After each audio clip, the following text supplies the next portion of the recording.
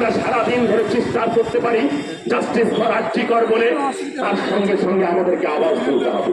কাদের বিরুদ্ধে আওয়াজ তুলতে হবে? কাদের জন্য এই তিলোত্তমা জাস্টিস পাচ্ছে না, কাদের জন্য আর্জিকরের ন্যায় বিচার হচ্ছে না, কারা এই প্রমাণ লোপাটের সঙ্গে জড়িত, তৃণমূলের কোন এমএলএ জড়িত, তৃণমূলের কোন কাউন্সিলর জড়িত সেই এলাকার, তৃণমূলের ডাক্তার সংগঠনের কত বড় মাথা জড়িত, আর তারা নবান্নের কোন 14 তলার কার নির্দেশে এত বড় সাহস দেখিয়ে মানুষকে ধর্ষণ করে খুন করার পরে লোপাট করে দিতে পারে, মানুষের দেহের অঙ্গপ্রত্যঙ্গ বিক্রি করে দিতে পারে, বেওয়ারিশ লাশকে বিক্রি করে কোটি কোটি টাকা কামাতে পারে, কাদের এমনি হেলনে হচ্ছে তাদের বিরুদ্ধে আওয়াজ তুলতে হবে। সিবিআই ইডি তাদের মতো করে কাজ করবে, তাদের মতো করে কাজ করলেও কতক্ষণ তাদের উপরে ভরসা রাখা চাই। আপনারা সাধারণ মানুষ প্রতিদিন উপলব্ধি করছেন, উপলব্ধি কেন করছেন আপনাদের কিছু স্মরণ করিয়ে দিই। বছর 2.5 আগেকার ঘটনা আপনারা দেখেছেন। সেই সময় দাঁড়িয়ে বীরভূমের প্রচন্ড পেতাব গুন্ডা অনুব্রত মণ্ডলকে যেদিন তার বোলপুরের বাড়ি থেকে যেদিন ইডি সিবিআই গ্রেফতার করে এগিয়ে নিয়ে যাচ্ছিল, রাস্তার দুই ধারে সাধারণ মানুষ শ্বাস নিয়ে পাচ্ছিল আর চিৎকার করে বলছিল চোর চোর চোর বলে। আজকে 22-23 মাস পরে অনুব্রত মণ্ডলের জামিন হয়ে গেছে। জামিন যখন হয়েছে বিচার ব্যবস্থাতে ইডি নাকি আদালতে বলেছে যে এত গরু পাচার হয়েছে, গরু পাচারের টাকা সরাসরি অনুব্রত মণ্ডলের অ্যাকাউন্টে গেছে, ইডি নাকি এই 24-26 মাস ধরে এটা প্রমাণ করতে পারেননি।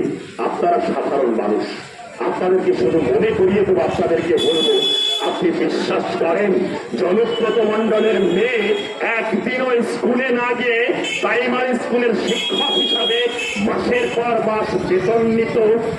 আপনি বিশ্বাস করেন বীরভূম জুড়ে এতগুলো রাইস মিলের মালিকের কথা এসেছিল, অনুব্রত মণ্ডলের কথা এসেছিল? আপনি বিশ্বাস করেন অনুব্রত মণ্ডল একজন সাধু মহাপুরুষ? আপনি বিশ্বাস করেন 100-র বেশি অ্যাকাউন্ট তার নামে, আর গরু পাচারের টাকা তার অ্যাকাউন্টে জমা হয়নি বলে ইডি তাকে জামিন দিয়ে দিয়েছে? আপনি এটা বিশ্বাস করেন? আপনি এটা বিশ্বাস করেন?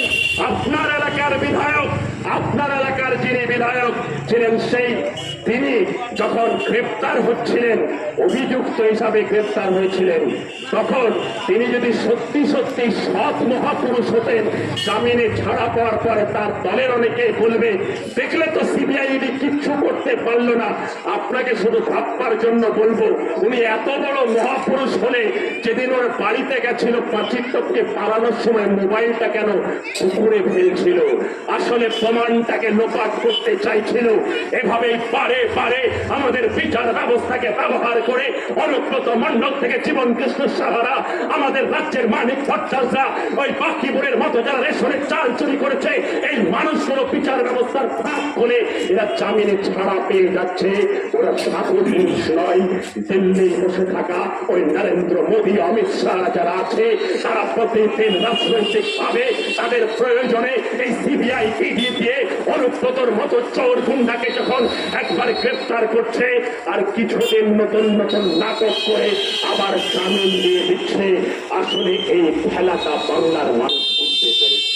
তাই বাংলার মানুষের কাছে একটাই আবেদন, গোটা বাংলার সাধারণ মানুষ যেভাবে এই আর্থিকরের তিলোত্তমার বিচার চাইতে রাস্তায় নেমেছে, এই বিচার শুধু আর্থিকরের তিলোত্তমার বিচার নয়।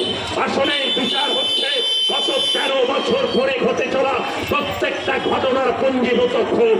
হতে পারে রেশনের কেলেঙ্কারির কথা, হতে পারে আপনার এলাকার পঞ্চায়েতের দুর্নীতির কথা, হতে পারে আপনার এলাকার ব্লকের দুর্নীতির কথা, হতে পারে আপনার পাড়ার তৃণমূল পরিচালিত বিভিন্ন সংস্থার মাধ্যমে যে রাস্তা হচ্ছে সেই রাস্তার দুর্নীতির ঘটনা, হতে পারে 100 দিনের কাজের দুর্নীতি, হতে পারে আবাস যোজনার দুর্নীতি, হতে পারে স্বাস্থ্য দপ্তরের দুর্নীতি, হতে পারে পুলিশ প্রশাসনের অন্যায় ব্যবহার, মিথ্যা মামলা থেকে শুরু করে একের পর এক অত্যাচার, একের পর এক শোষণ।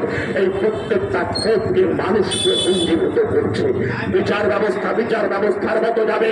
মোদী অমিত শাহের কথাতে সিবিআই ইডি কোন পথে যাবে সেটা আগামী দিন ঠিক হবে। কিন্তু আপনারা সাধারণ মানুষ, আপনাদের আদালত হচ্ছে সব থেকে বড় আদালত। বড়ুয়ার মানুষের কাছে আবেদন করব, আমাদের কথা যারা শুনছেন, আপনারা জনগণ, সিবিআই ইডির আদালত হতে পারে, পুলিশ প্রশাসনের আদালত হতে পারে, ওই আদালত শেষ বিচারের কথা বলবে না।